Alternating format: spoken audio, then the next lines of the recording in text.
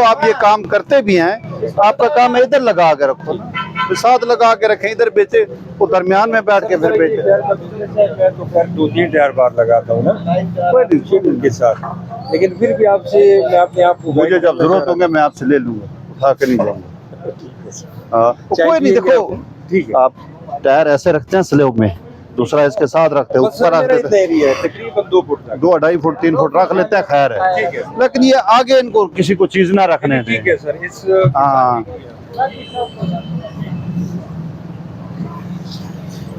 तो ये चिंची किधर से चले आया है, ये आज अड्डा भी बना लिया चिंची का आपने। हाँ ये बड़ा ये फिर बजोड़ वाला होगा, कहता है बजोड़ वाला कोई भी है, कहता है नमाज पढ़ने गया, खुद उधर मौजूद होगा, कहेगा नमाज पढ़ने गया है। ये किस किया है भाई साहब ने तो सब उठा लावे ना, या इधर लावे, फुटपाथ तो नहीं ना, फुटपाथ के ऊपर गलत खड़ी है, लोगों के पैदल चलने का रास्ता है, उसने गाड़ी बता दो उसको आंदा इधर गाड़ी ना खड़ी हो।